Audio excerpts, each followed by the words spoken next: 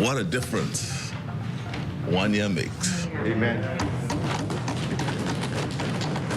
Prime Minister Philip Davis detailed a productive first year for his administration in Parliament Monday, which saw the government guide the country out of some of the toughest times Bahamians have had to endure. As schools reopened and COVID restrictions were lifted, industrial agreements were also prioritized. We negotiated union agreements with the Bahamas Educators, Counselors, and Allied Workers Union, the Bahamas Customs, Immigration, and Allied Workers Union, the Bahamas Union of Teachers, the Bahamas Nurses Union, the Bahamas Educators Managers Union.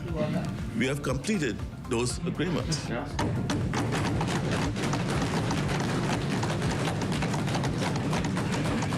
12 months?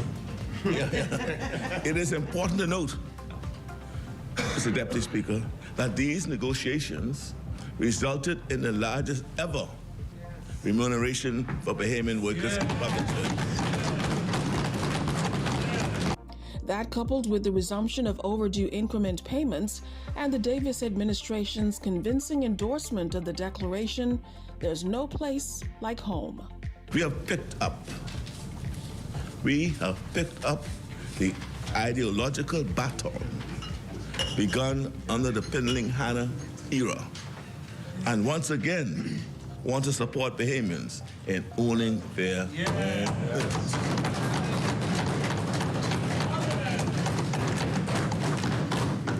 In this first year, we made available 47 new affordable homes in New Providence.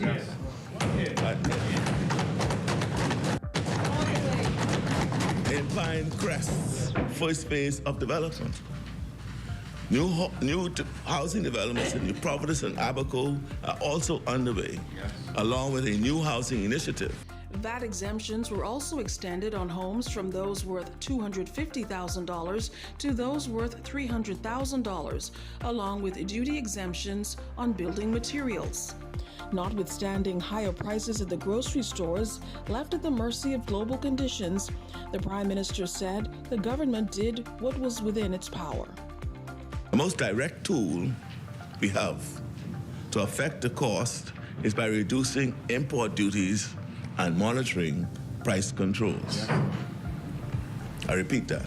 The most direct tool we have to affect the cost is by reducing import duties and monitoring price controls. In the past year, we have therefore reduced import duties on dozens of food items, including healthy options like fruits and vegetables. We have lifted the import ban on Canadian beef, which will lower the cost of meat to consumers. We have expanded the list of food items on the price control list and have also hired new price control inspectors. Regaining economic footing also a key agenda accomplishment through revenue enhancement measures and new investment initiatives like legislative preparation for carbon credit profits. This as key revenue generating infrastructure was restored. We were successful in negotiating the introduction of a new direct flight services to Grand Bahama from Orlando, Charlotte, Raleigh-Durham, and the resumption of the Sunwing service from Canada.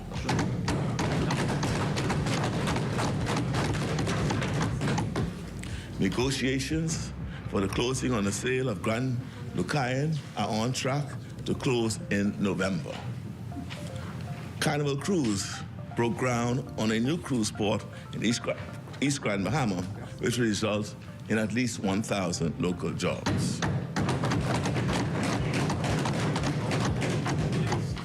my government commissioned and built a new airport terminal in Ragged Island, and the Great Harbour Key Airport Terminal was completed. Topping that off, the historic arrival of 20,000 cruise arrivals in one day this year, a difference reflecting the new day of prosperity the government continues to move on. Keeping you in the know, this is OPM Press Now.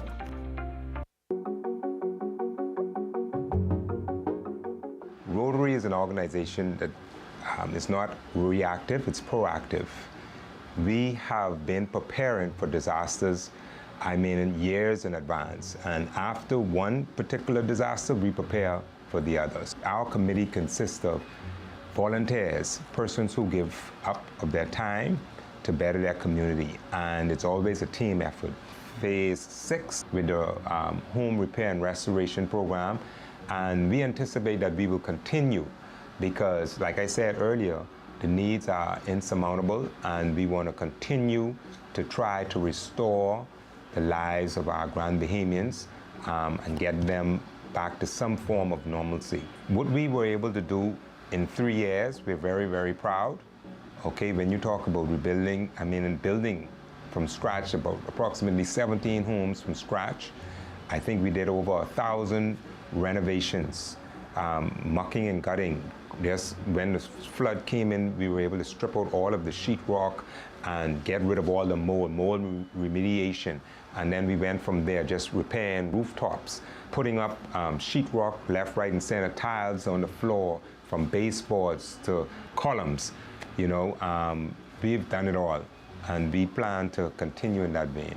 Just think of that, picture that, 120 boats being repaired. We had over 60 boat engines or motors, 4-stroke motors, Mercury 4-stroke motors. These motors each was in excess of some $8,000, $9,000. And we were able to assist all of those fishermen get back to work. So we were happy that we would be able to be on the ground and start the restoration process. But now you have this situation where you see your people displaced. You see your people having to live in a tent. We would have been raised watching other countries where persons would have resided in tents after tsunamis or catastrophic activities, but you never really thought about hearing your Bahamian dialect in a tent. If you travel that road out east, it's just amazing. As much as you can see as far as repairs, it's the same amount or even double of homes that are still in disrepair. So the help is desperately needed, and we appreciate what you're doing with this fundraiser. Go to togetherbahamas.com to donate to help them continue their work. Keeping you in the know, this is OPM Press Now. Mr. Davis is going to do good for the country because he means good for the people. And he changed. He still hang over the hill with the people. He still go to the local sport bar. He still go to church. Mr. Davis didn't win the election because of the people. Mr. Davis win the election because of God. I realized that he have to correct a lot of things that the previous government did. And I think he's on the right track.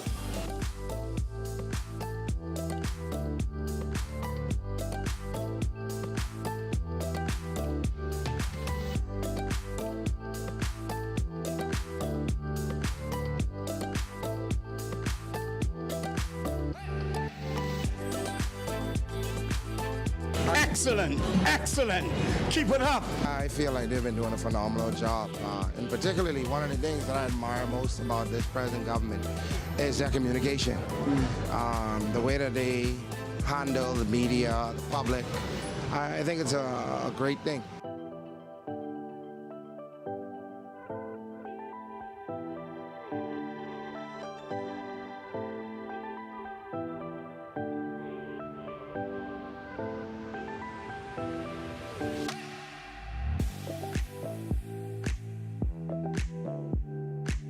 Really very impressed with what he has done. And then we like the way he eased the restrictions on the COVID, which does allow us to make more money. But it started to loosen up a bit. And that's one thing I'm proud of him for, that he allowed his hotels to open up and the people try to make some more money. The PLP get 2 times. Brave Davis get 2 times. Tell him I say that.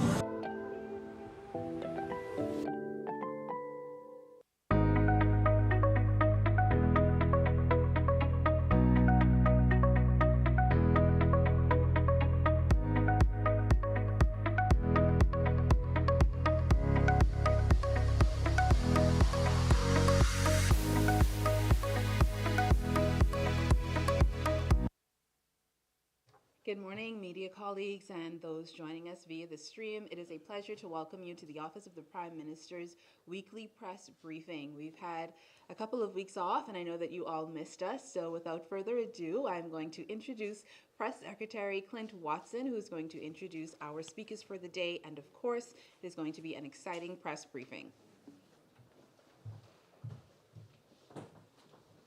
Good morning, colleagues. Good morning to all of you, and welcome to another week of our press conferences. We're back on. We've been off for a couple of weeks, but we're happy to be back here, and so good to see all of you again. A couple of things we want to be able to discuss this morning. Obviously, we want to know how our northern islands fared with the passage of Hurricane Ian, which would have had some outer feeder bands that may have been impacting weather as it has here in the capital. Obviously, it would have been affecting islands in the northwest, like Bimini and Grand Bahama. So we have the Director of NEMA, Captain Stephen Russell, who'll give us an update on how we fared with that and any reported damage. He'll talk about that. Saturday, I know for many people, is good news, the lifting of the mask mandate. And of course, the acting CMO, Dr. Philip Swan, is here to talk to us about what that means, what that will entail, what areas will still have the mask mandate in play, and whatever questions you may have surrounding that. And then, of course, you have heard the Prime Minister talk in the House yesterday about the success of the relaunch of urban renewal. And so the Minister responsible for urban renewal is here with her team to talk about some of the successes they've had, as well as talk about the newly launched home repairs program and how people can have access to being able to find out how they can qualify for the home repairs program.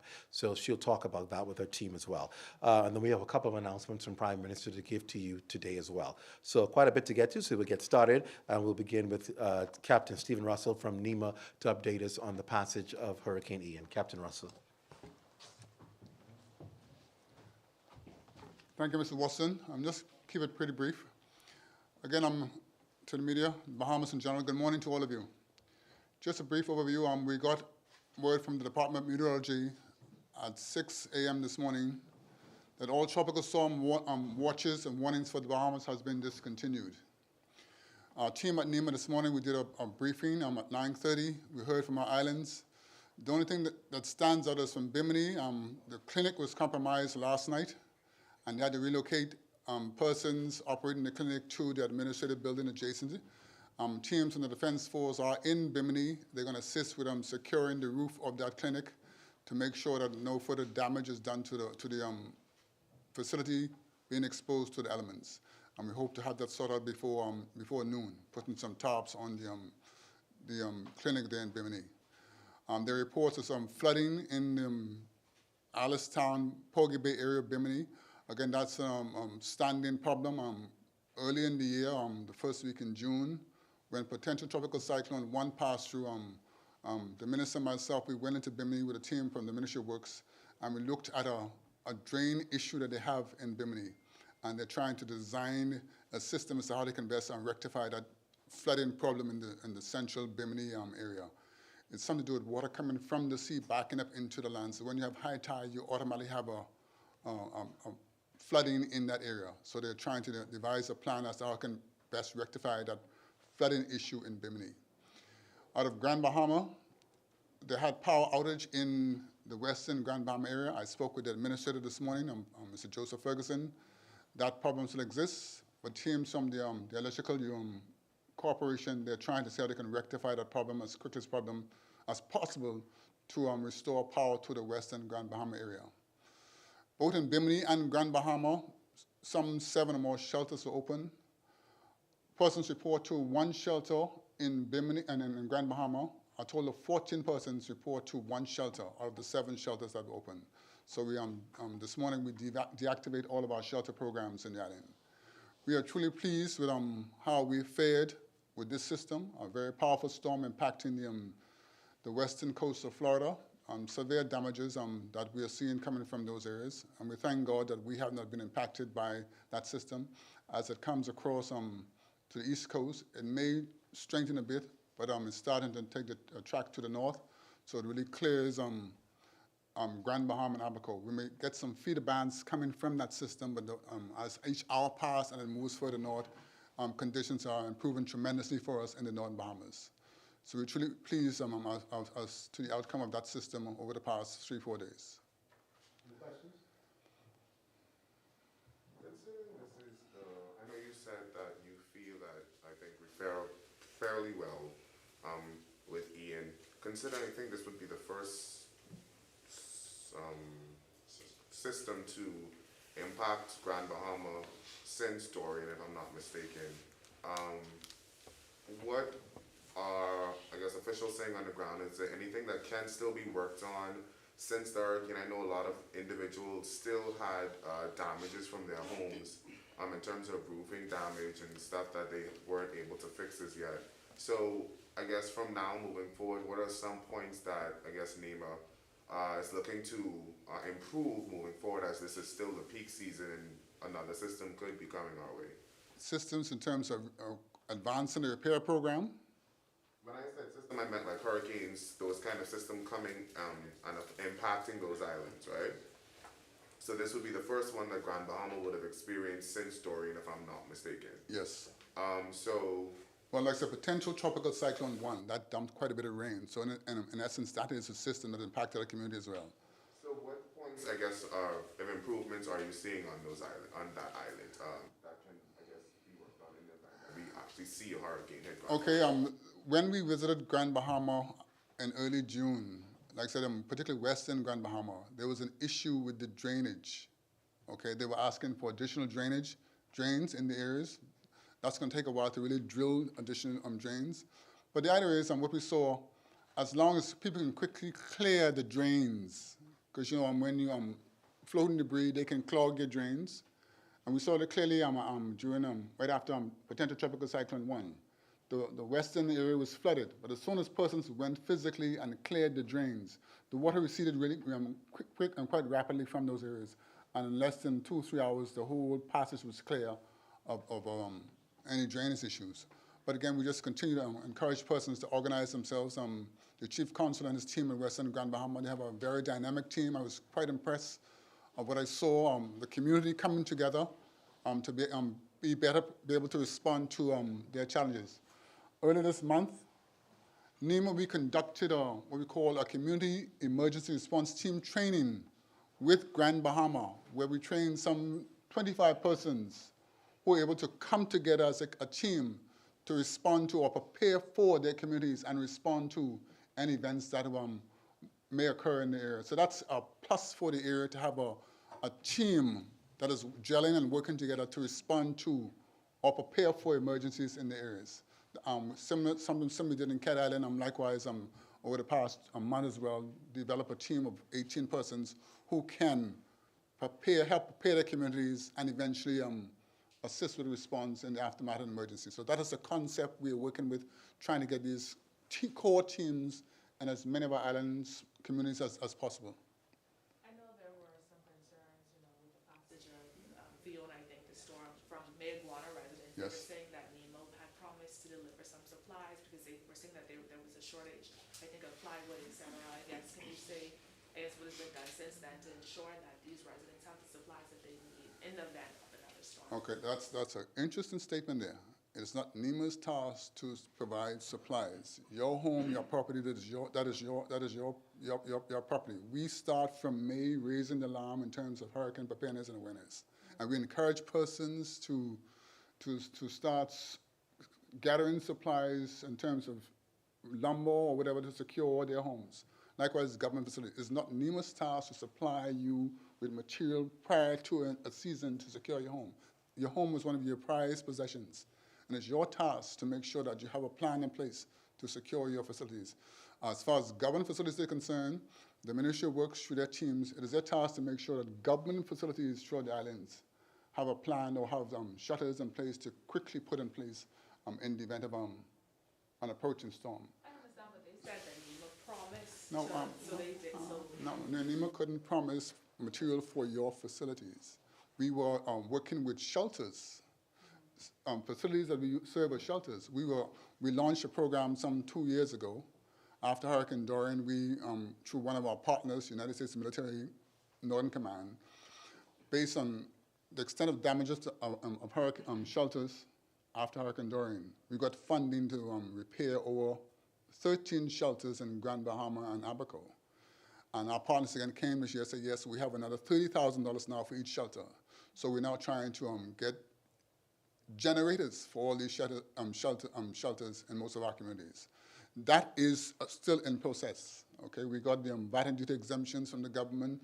Our American partners, they have their system. I was hoping to get them here before the peak of the hurricane season, but we have to wait until the manufacturers can produce the 20 or more heavy-duty generators to get into the islands. We have made some promise in terms of generators, and they will come in time. We have, on that particular promise we made, that's well underway. In fact, the team from the US, they are in the country. In fact, I had a briefing with them this morning at 9:30. So those systems and plans are still in motion. What we pledged them along those lines, they're still in the pipework. And we hope to have them before this year is done, definitely. Captain Russell, you mentioned that several persons were trained as team players in the respective communities. The entire country is in the hurricane belt. And, just this past week with Hurricane Ian, New Providence was not even affected, but certain conditions impacted the island, especially particularly electricity. What is being done proactively to ensure that these services are not impacted? Because I personally driven through the capital and there's no preparation being done with respect to hurricane, with respect to tree trimming, drains cleaning. Drain cleaning and tree trimming, or let's look at the drain cleaning issues. The Ministry of Works has an ongoing project with drain cleaning. Okay, there may be the challenge with the water levels and how quickly the drains can take them. Likewise, I said, as simple as us mowing our lawns. People very seldom, they rake up the leaves from the lawn, from mowing the lawn. And all these things tend to clog drains. That's why the Ministry of Works, every so often, they have persons on contract who move around to clean the drains. Now, are they doing as frequently as they should? That's a matter we need to follow up with the Ministry of Works. And like I said, we had quite a bit of rain in New Providence over the past weeks, and you've seen some new areas where water's settling. Maybe they had a need for additional drains in certain areas as well. But the Ministry of Works, I had a discussion with Mr. Bradley King yesterday on some drain issues. I know where the Carlton Fountains Primary School that caused a major issue over the past few days. In the Coral Lakes area, that's another area where residents trying to get into Coral Lakes have an issue because of quite a bit of water settling from what almost appear like a pond in the general area. But we've had the discussions, and they're trying to see how they can really rectify those issues. In terms of tree trimming, I'm quite sure, even on the road by the detention center corner, I saw a team on the road this morning, had their cones in their bucket trucks, and they were clearing power lines clearing limbs from their power lines. Again, should have been done earlier? Yes. Again, it's up to us. If we see lines encroaching upon our trees, encroaching upon our power lines near our homes, again, we must call in to them as well, so they can know where to best direct their resources to help them.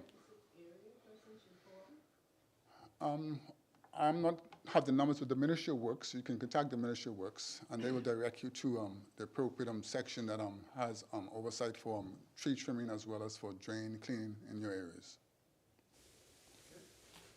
Thank you. Thank you. Again, we reiterate what Captain Russell has said about preparing your homes, making sure in the eventuality of a storm that you are prepared. Don't wait until one is heading our way to then try and figure out where do I get supplies from. We want to encourage people to really prepare and have a plan in place to safeguard your property and life as well. Thank you again, Captain Russell. We talked about the fact that mask mandate will be lifted on Saturday, but it will still be in place for some areas. And we're going to invite from the Ministry of Health and Wellness, Dr. Philip Swan to come and address us on the mask mandate being lifted and questions that you've been calling into us about that we really couldn't give you the answer for. He'll take them for you this morning. Dr. Swan. Good morning. So before I get started, as a background statement, while there is some notice taken of what other countries are doing around the world, regard is given to the overall context and the impact of those decisions taken and the context in which those decisions have been made in those countries. Our national recommendations are made with the backdrop of the general public good in terms of the preservation of health, the safeguarding of the integrity of our health system, the enforceability of restrictions, and the impact on the society and the public sentiment towards decisions taken. Specific underlying factors that go into whether a restriction is relaxed or removed include whether there remains an overwhelming belief that there is a scientific benefit taking into consideration the local context, whether the restriction is being enforced or whether the restriction that is being enforced or is being enforced and the nature of the impediment to the enforcement, and whether gaps in enforcement have resulted in adverse experiences with respect to the pandemic. The final consideration is the general public's sentiment regarding the restriction. These factors are not new, but are nuanced based on the factors taken into consideration during the first part of the pandemic, and they are also not evenly weighed or similarly weighed from one instance to another, and they vary with the virulence or other characteristics of the major variant of the COVID-19 virus that is proven or believed to be in circulation. And then before I start on the next segment of this discussion, I would like to advise that despite the fact that several restrictions that have been relaxed by recommendations by the advisory committee, the rationale behind doing so is generally based on the need for residents to intentionally exercise personal responsibility. An interpretation of personal responsibility is, in this context, is considering your health risks, that of your neighbor and family, and that of the community and country. If you feel that you need to wear a face mask, for example, please do. And if you do not feel that you need to wear a mask and the circumstances provide that you don't have to, then don't. But then don't turn around and ridicule or assault or lambaste anyone else who's wearing a face mask because they feel they need to wear a face mask. You really don't have that right. So the relaxation of the mask mandate. This issue was first raised in the advisory committee about the 31st of August. It was delayed due to reasons intrinsic to the committee itself, but during the subsequent meeting on the 7th, the advisory committee agreed in the principle that it was time to review where the mask mandate could be relaxed. The determination was made that it should be lifted in all areas except health facilities and schools at that time. Some members of this advisory committee, however, posited that it may be prudent to wait a few more days to review whether there was an increase in cases that may have resulted from a greater return to normalcy with the opening of schools in a full face-to-face format.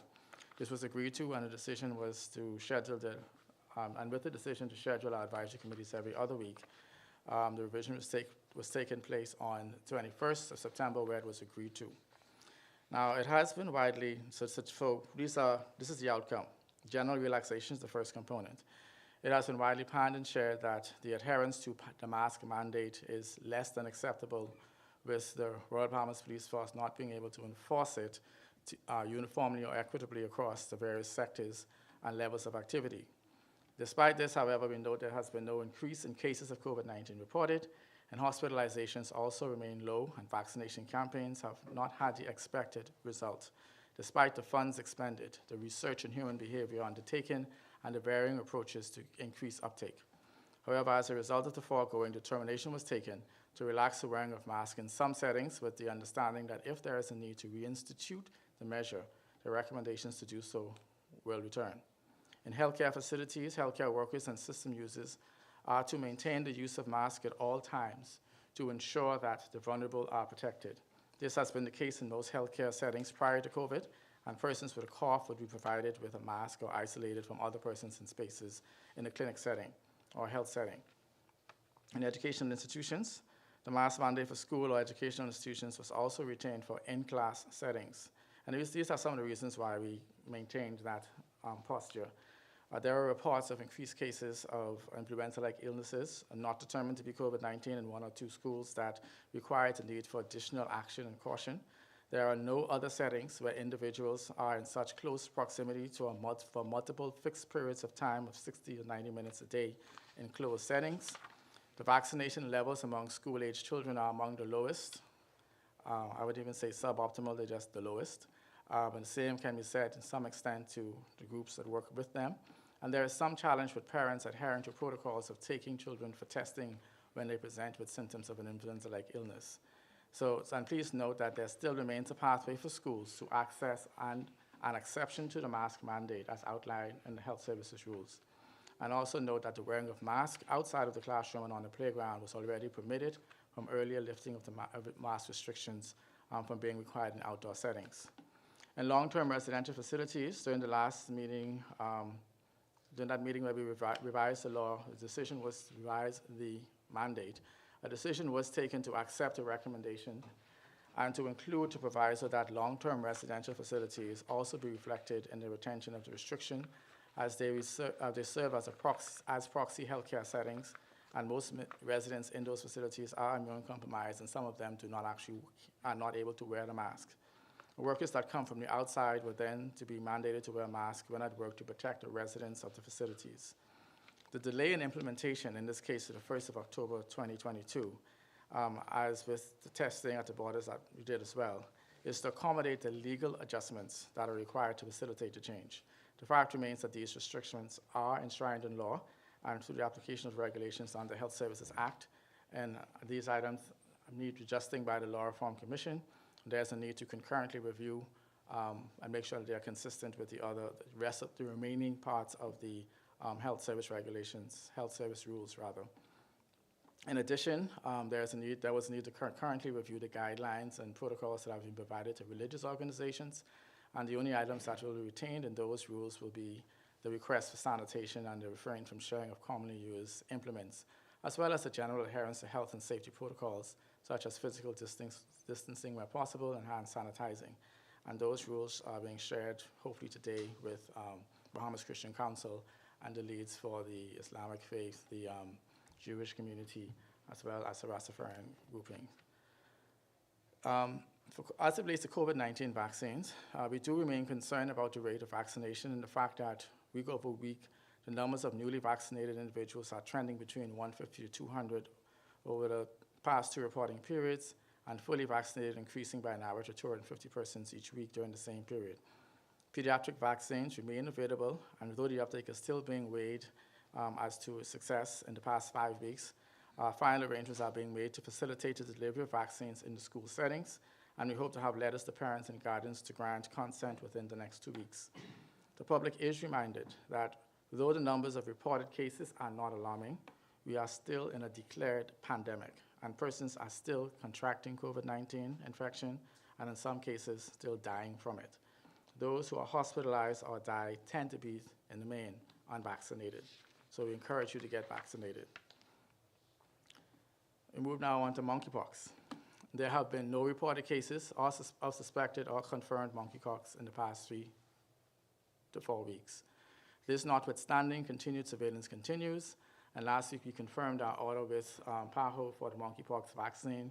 Now we're awaiting final details as to when we will receive the same in country. Influenza, we are receiving information about cases of influenza-like illnesses in country, but these numbers are in our known annual surveillance and syndromic notes. We have, however, identified influenza type A, H3N2, the same variant that is being seen around the world, but again, it's not in increased numbers or numbers that have us concerned. There's no increased admissions to hospital because of influenza-like illnesses, and so we're keeping an eye on that as well. So as a reminder, the pandemic is not over. We are also entering the flu season. So we ask you to exercise the usual protective and infection control measures of washing hands, wearing a face mask, and appropriate cough etiquette. We imagine that after the mask mandate has been lifted, there may be a rebound increase in the number of cases, reported cases of acute respiratory illnesses, and these may be COVID-19 or influenza or any other illness that may be transpired or transmitted by the respiratory route. However, we once again emphasize the need for personal responsibility as you move about the community. And if your child or you have signs of a respiratory illness, stay at home or keep your child at home and call your primary care provider for advice. This will decrease the amount of persons that are exposed to your signs and symptoms. And now, since we have this platform, I'd like to do a couple more things. The routine immunization. In the way of infectious conditions, the ministry would like to remind the general public of the importance of ensuring that our children get their routine immunizations. We understand that during the past 2 years, there may have been a challenge with accessing these vaccines in our clinics. However, access to clinics have changed in recent weeks, and we encourage persons to please ensure that your child's immunization is up to date.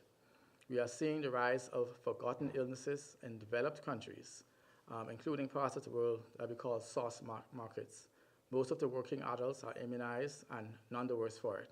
It is the little children who are not being given the opportunity to receive the routine immunizations who are at risk for serious illnesses and in some cases death. Immunized adults are immune from contracting the disease, yet they can still serve as carriers and subsequently infect children and others who have not had the benefit of vaccines.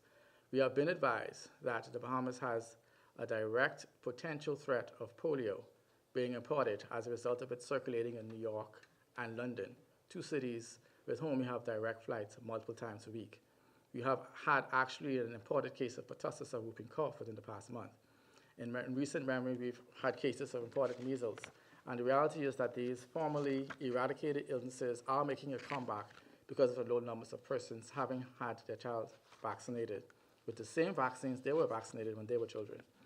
It is perhaps a good time to remind the public of the complications of 1 or 2 of these infections, which, like other infections, one cannot see on an individual. Polio presents with a sore throat and fever and may progress to headaches, dizziness, and neck and back pain.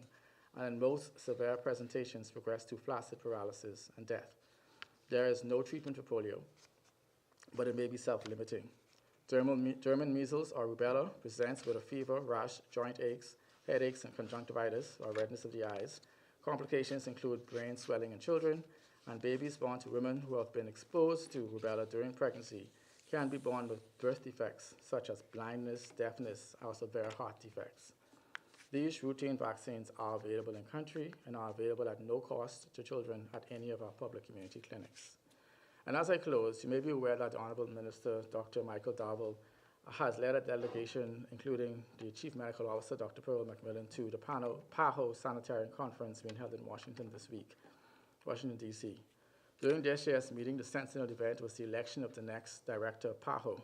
And I would like to extend the Ministry's congratulations to Dr. Horace Barbosa da Silva Jr. from Brazil, the present Assistant Director of PAHO, on his election as the next director of PAHO yesterday.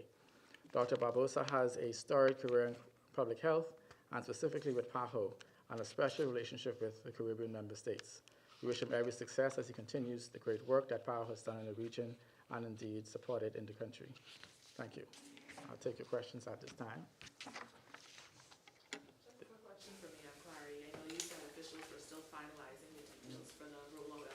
Vaccinations in schools Correct. For children. Is it safe to say then that we could see sites being set up next month? So when you say sites being set up, you have to be careful with that word. Vaccination opportunities. You're not going to move into the school and have a static site. Okay. So once we have an indication from the children or the parents of children in that school that they want their children to receive the vaccine, then we'll put a schedule together and send a team there to vaccinate those children that have requested those parents has requested that they receive the vaccine in school. And I think the measure or the mandate has been requested that the parent or guardian be present during that time. How many how many doses of the smallpox vaccine are we expected to get? I know you said that it's being finalized in terms of when we'll get them in I think it's 1,100 to 1,400 doses. Anything else? Good. Good. Yes. You mentioned the possibility or the threat of polio coming to us here because there are some cases popping up in New York and some other instances. So is there something that can be done to, I guess, mitigate the possibility of that happening, or some steps that mitigate the public what exactly? can take to maybe not get polio? Well, you probably already immunized. Have an outbreak here. Well, I know there's a vaccine. Routine immunization is the way to prevent any outbreak. So we have polio vaccines. You probably had it already. You get it by the time you're age 6, I think it is, you've completed your polio series. But you have parents who these days are not allowing their children to be vaccinated. So they are the ones who are most at risk. Yes, ma'am. Did I hear you say we have cases of influenza being reported here in the country? We always have influenza reported, yes. That's nothing that's new. We have surveillance, and part of our testing is, especially when it comes to COVID, you test, it's not COVID, it's influenza, okay, or maybe something else, but. Okay, and with the fall season coming up, we know that this is another flu season. Is there any serious concerns over another, what do you call it, another wave of COVID-19? Because we know that traditionally, this is a time of year when we had a lot of very high numbers. So I would say that I think what COVID-19 has shown us over the last several years is that it's not predictable. And so our plan really is to be prepared for the unexpected. So whether or not a case or a surge occurs, it may not be COVID-19, and maybe it's a severe case of the flu that we have not seen before. The system just has to be prepared to respond to it. And the work we've been doing over the last several years in terms of making sure that we have screening mechanisms into our healthcare facilities, especially our admission processes, and that the facilities themselves are able to handle individuals who may present with an infectious respiratory illness, our mitigating factors. So, I mean, we're not hoping that happens, but it can happen because we really can't predict what is going to happen with COVID-19, bearing in mind that you could be infected with COVID-19 and the flu at the same time. There were some penalties, if I'm not mistaken, or fines for not, I guess, wearing your mask in public settings under the current mask mandate, if I'm not mistaken. So with the mask mandate now being lifted but only being restricted to certain areas, will that still remain? And if so, how is that going to be policed to ensure that that's happening, and that if people aren't wearing masks in those places, that they will get whatever the punishment may be? Well, I think what we have recognized is that, and something we're trying to, I could say, balance for the last several months, are these penalties. Because if they're not being evenly applied, then it's a risk of discrimination, and we don't necessarily want to be purveyors of that. So we have, I think, for the most part, if not everywhere, removed any of or recommended rather, the removal of any fines associated with the non-wearing of masks. Now, you would imagine that if you go to a healthcare facility, they won't let you inside unless you have a mask on. In school settings, of course, it's expected to be policed by the school system, not polices, but the school system. Again, it's about your safety or the safety of those who you're in immediate contact with. So, again, personal responsibility, not necessarily the big stick to make you do it. Of this one, was there any consideration ever given to our airports in terms of making sure that people wear masks in there? No. I mean, you can wear a mask if you want to. If you feel unsafe in the airport, by all means wear a mask. But I think a lot of us have traveled to international destinations, and some have mask requirements, some do not. And we don't necessarily believe that it was something that we would support at this point in time, given the evidence. Thank you very much for your attention and your kindness. Thank you all. And then now, as you would have heard yesterday in Prime Minister's address, he believes that we're accomplishing a lot, but there's still a lot more to be accomplished, particularly in those who are most vulnerable, feeling the impact of this administration. One of the ways that we believe that the administration can be of help to people who need it most is in the Small Home Repairs Program. It's a program that's been launched by Urban Renewal, and the Minister of State responsible for Urban Renewal, Lisa Raming, is here to talk about the launch of the Small Homes Program. Now, we're going to focus it on Small Home Program. Any other Urban Renewal questions? She's going to have another press conference to deal with that, so we'll want to preempt that. Today's talk is just about the Small Home Repairs Program and the launch and how people can get in contact. So we're going to invite Minister Raming to come and talk to us about that. Thank you. She also has a team with her who will be here as well.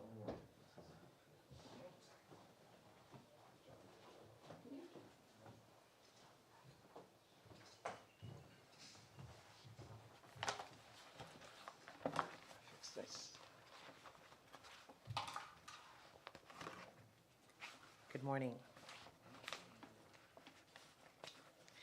I don't know if I would have said it the way Clint said it.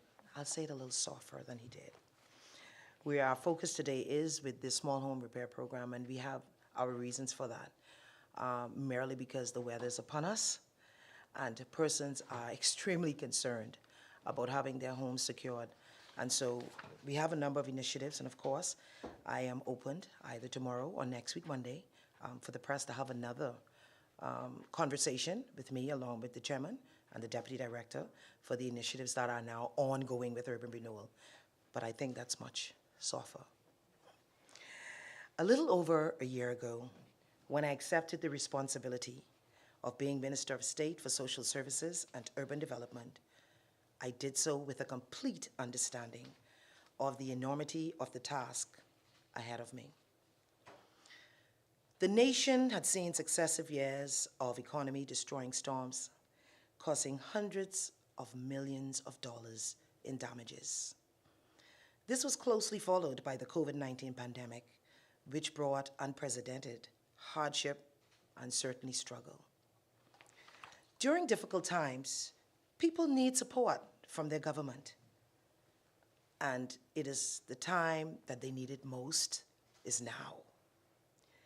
Within this enormous challenge was the opportunity for the Davis administration to change lives for the better, to support our people in a real way. Often when you're doing this work, it can be so daunting. There is such great need and far too little resources to assist everyone. But there are the moments and programs and initiatives that reassure you that are making a difference in the lives of our Bahamians. The revamped small home repair program is just one of those moments. And with me is our project manager, Mr. Sharon Ben, and our consultant for the small home repairs, Mr. Arthur Johnson.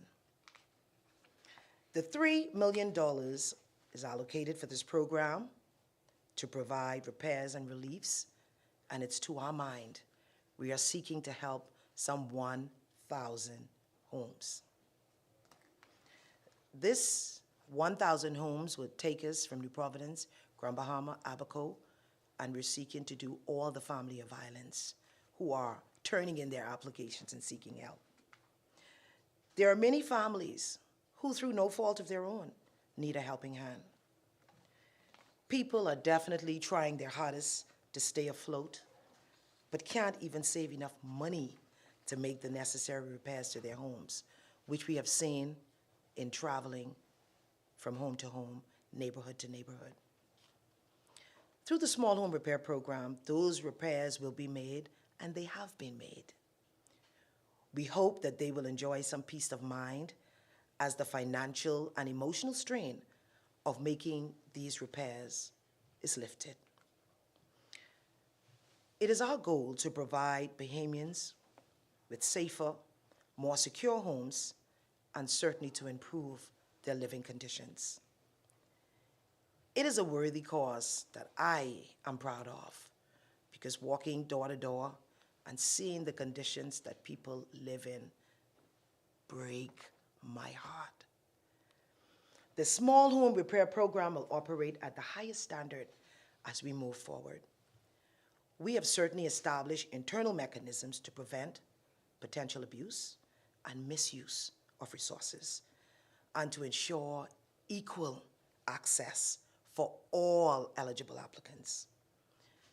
And I can say that only persons who genuinely require help will benefit. And help will be delivered based on need rather than connections. We will ensure that all work done under this program is done professionally. Beneficiaries can expect the repairs to be of the high quality that they would expect from even the top professional contracting firms. Participating contractors must definitely show proof of experience and compliance with tax obligations, and must supply work references that speak to their quality of work. The work, of course, will be inspected to confirm after it is started to ensure that it's in the high standards. We also want to ensure that those who receive home repairs are within the target populations who need support. Applicants to the program will be required, of course, to provide proof of ownership as well as proof of Bahamian citizenship. And we have conducted an economic static assessment was administered to verify the applicant's financial eligibility. Our immediate focus will be on the elderly, the disabled, and single-parent homes. These are the three dominant populations that we saw applying, and they often require assistance, and certainly they will, and they are, getting our support. However, we encourage all Bahamians needing home repairs to apply. Of course, this is just one of our several initiatives that the government has rolled out. Helping Bahamians get back on their feet was a major priority for this budget cycle. And of course, it would remain a significant priority for the Davis administration throughout this 5-year term. We started our launch was some 4 to 5 months ago. And today, we have completed 180 homes completed. That's New Providence, Grand Bahama, and the other family of islands. We've completed. However, we had 550 contractors submitted documents, and over 800 homeowners have applied. However, because the weather is upon us, we've heard persons calling in, whether it's by way of talk show, whether it's through the urban renewal, whether it's just being frustrated. We understand. And they're saying that their applications have been in, my house has not been done yet, but we want them to know our resources are limited, but we are doing absolutely the best that we can. We literally have 5 inspectors. As of next week, we will have some more persons joining our team, because these 5 inspectors have to travel the family of islands, all islands, and still complete the work in New Providence. And so we've heard their concerns.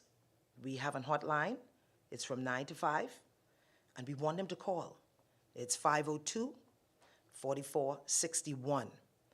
The roofs that are leaking now, we want you to call. And I want to thank Captain Russell. He saved us some money. We thought on yesterday that we would be in task of having to purchase a lot of tarp. He assisted us. I am so grateful, Captain. Thank you. So we got over 100, and we had our inspectors, even in the rain, going on top of roofs, just sealing them temporarily until we have reached them. I know everyone wants to be first, but it's so impossible. But I want the Bahamian public to know that we're doing the best that we can with the limited resources, and we're trying our best. We know that you're frustrated, but we want you to be patient. We are coming to provide help.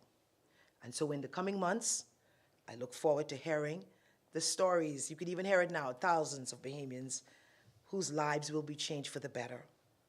And I want you to know that not only the homeowners benefited, the contractors did. And I'd be calculated to say that each contractor hired about 3 persons, and we calculate that to be over 300 to 400 persons employed since 4 months, 180 completed. And so we have had some 90 in New Providence. We had 16, Bimini. Grand Bahama, we had 38. And Cat Island, just yesterday, we went there, we did 38, but 11 contracts are being completed and sent over for work to start next week, Monday. And the reason that that limited amount was started, we have about 3 to 4 contractors What's the sense completing the 38 and only 3 to 4 contractors are going to do it? You don't want the work rushed. You want it done properly.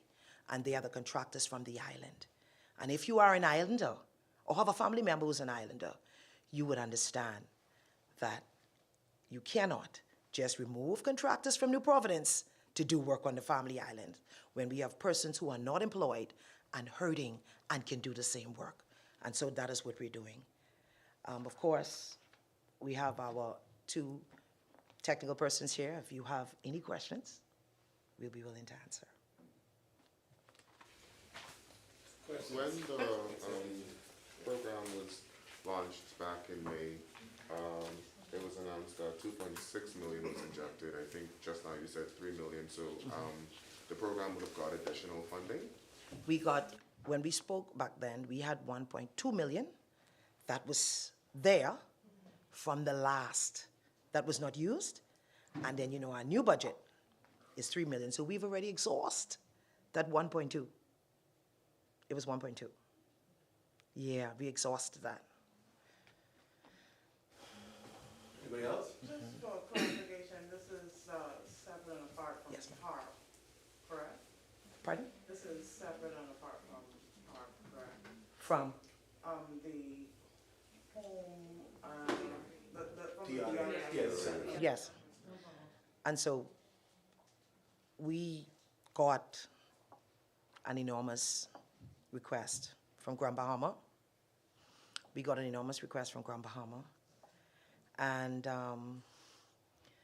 the DRA would be assisting us because we realize some of it is not really small home, but major. So we're so grateful that they're assisting us with a great portion of that.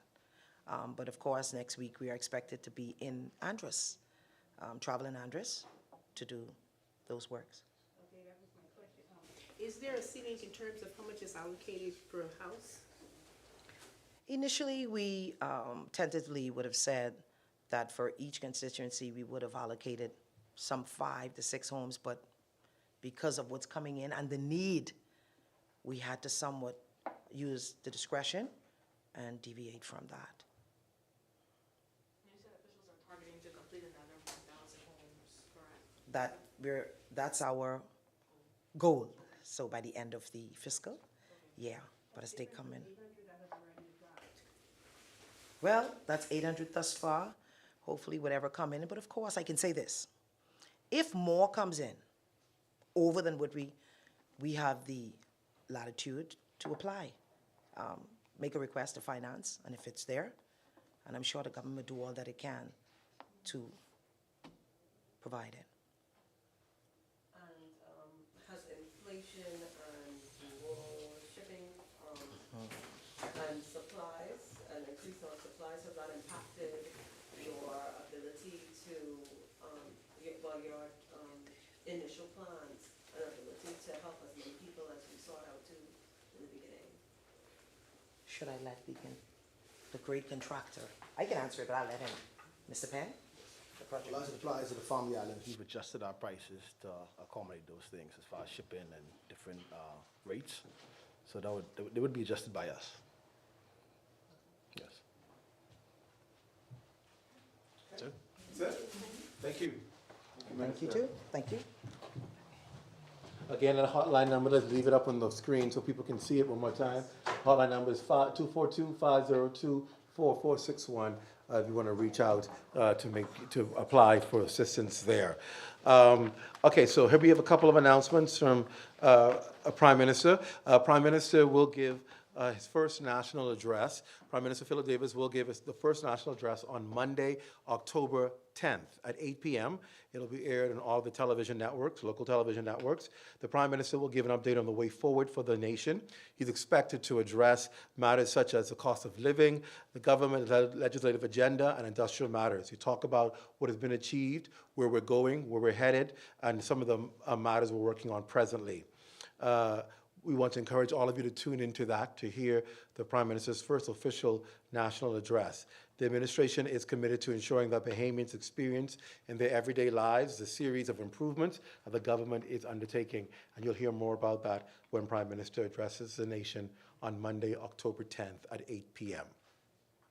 Also, to give you some more update on developments, the Cotton Bay development in South Eleuthera is indeed progressing. The principals of Cotton Bay Holdings have announced that ABAX Architects, an award-winning design firm headquartered in Mexico City, will be the lead designers for the project. The company says it will also be engaging Bahamian architectural and engineering firms to work alongside ABAX, and will be announcing details in the coming weeks. It was back in December that Cotton Bay Holdings Limited announced its agreement with Marriott International Incorporated to bring the exclusive Ritz-Carlton Reserve brand to the Bahamas, of course, to Eleuthera.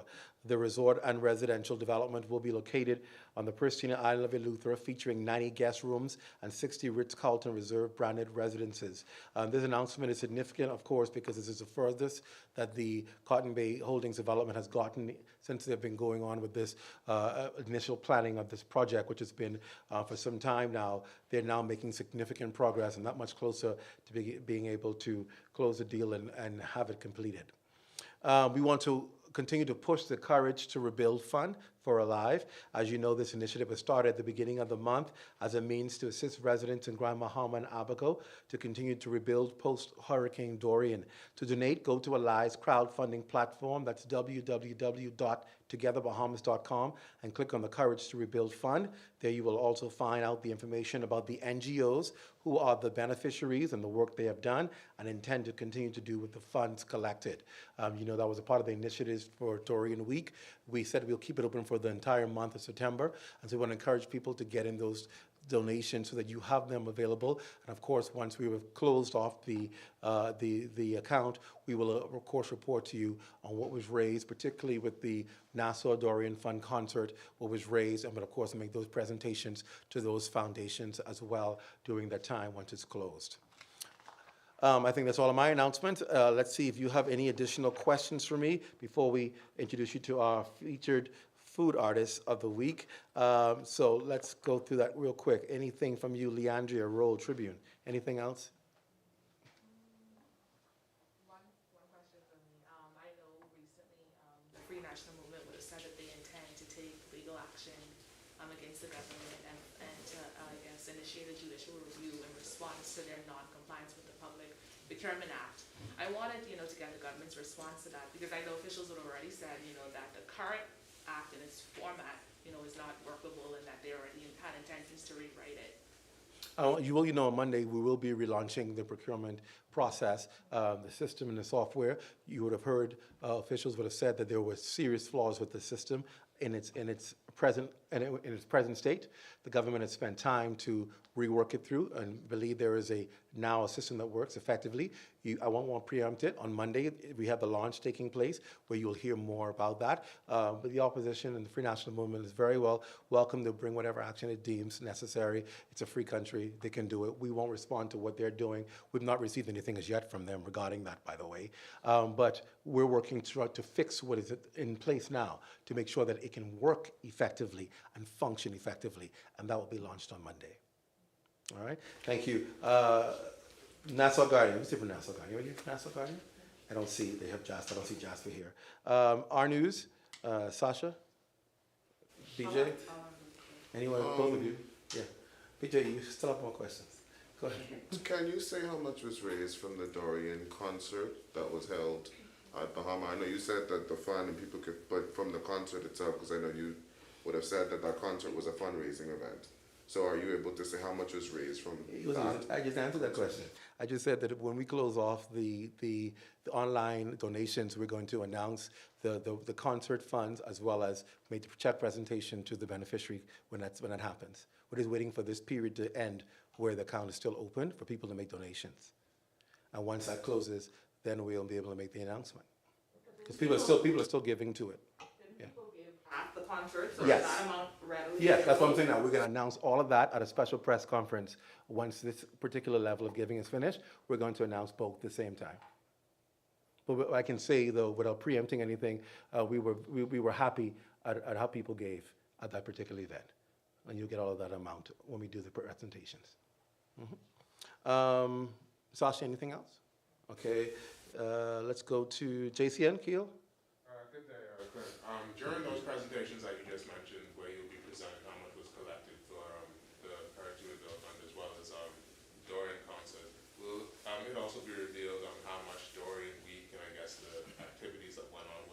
Yes.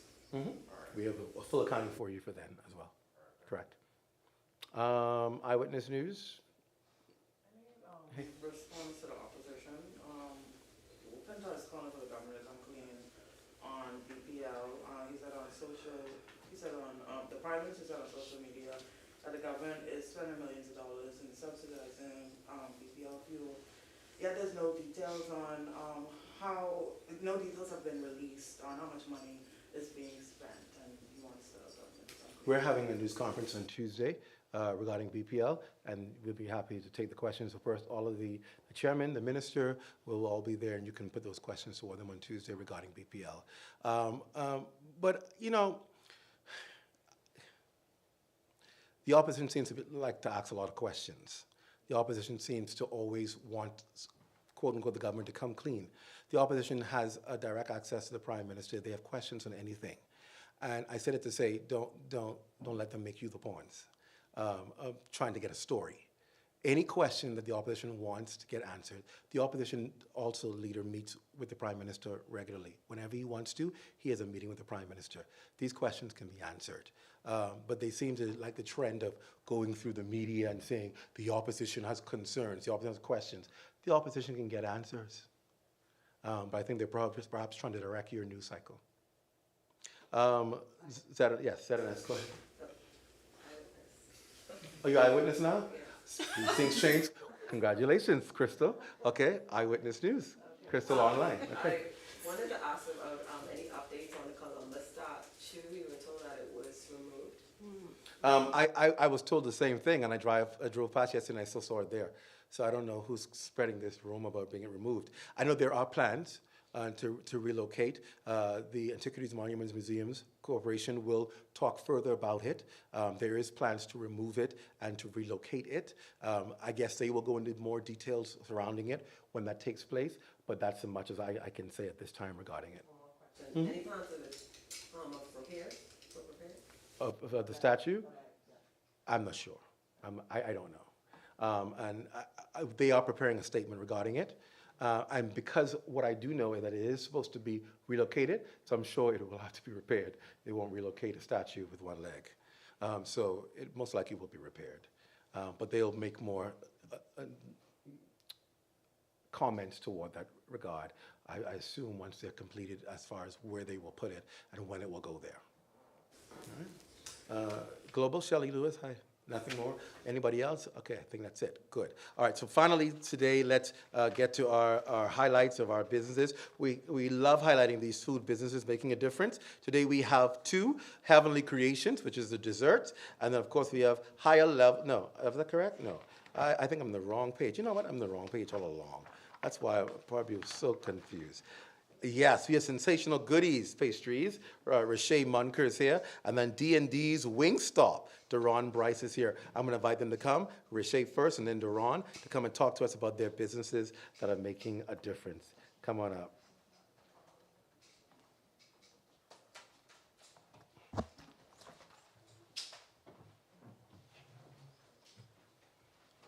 Good morning. My name is Rashay Munker. As you know, I am the proud owner of Sensational Goodies Pastries. I started baking when I was about 14 years old. Growing up with my mom, she was a single mother of 3 beautiful girls, and I always wanted a trade. I always wanted to make extra money.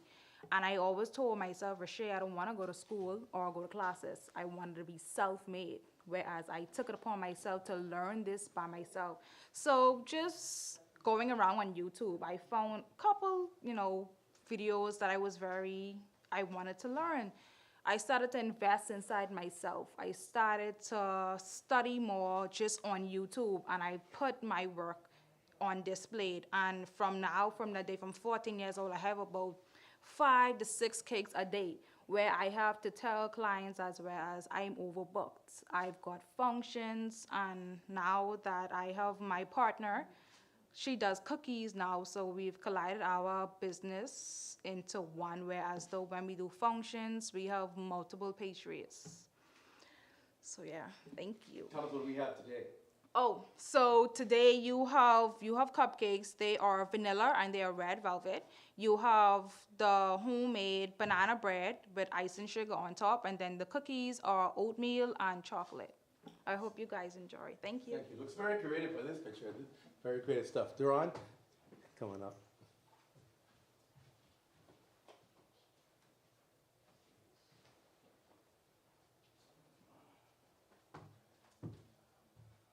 Good afternoon, everybody. My name is Deron Bryce, and that's Denisha, my fiance. We're at D&D's Wingstop. I gotta say, I was kind of forced to go inside this business because I grew up amongst 5 brothers, and I was the oldest, and I was always cooking. And we're from Exuma, so mom always had 2-3 jobs, and chicken wings was like the cheapest, quickest thing to cook. So I was always cooking chicken wings and, just fooling around with different sauces and stuff like that. Cut the long story short, I moved Nassau, went into the tourism business. I was cooking in the hotel and, just experiment with different other sauces and stuff like that. And the pandemic hit, and that was a major blow. So me and my fiance came up with the idea on, just creating something different. And we came up with D&D's, Deron and Denisha, that's where the name came from. And I was specializing in different sauces. Like I said, I got guava barbecue, I got volcanic spicy, I got honey garlic, tangy buffalo, and I got tons more. We was doing it about 3 years, and we did it from scratch. All in all, I just want to say that, don't give up on your dreams. Hard work does pay off, and I just want to say that when Natalia gave me the call yesterday that we were featured here, it was like we got drafted to the NBA. And it might be small to some people, but it was a great accomplishment for us. So I just want to thank everyone here for giving us this chance. Thank you. Appreciate it. And of course, you can get them on Facebook, and that's the number right on the screen. You want to reach D&D's. Thank you both of our vendors, and I'm sure our guests and our media corp will enjoy your handiworks today. That's our press conference. If you have any questions, you know how to reach us here at the Prime Minister's press office. We're here to reach out to make sure you get all the answers that you need. Good afternoon, everyone.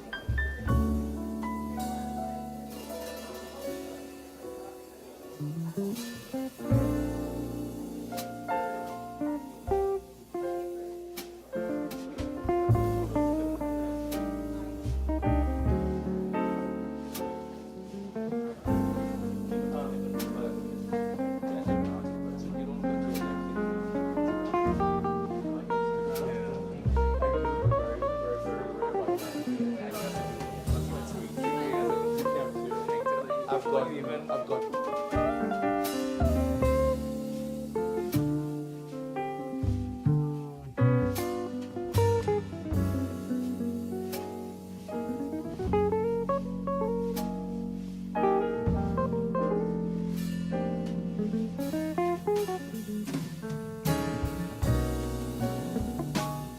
Thank you.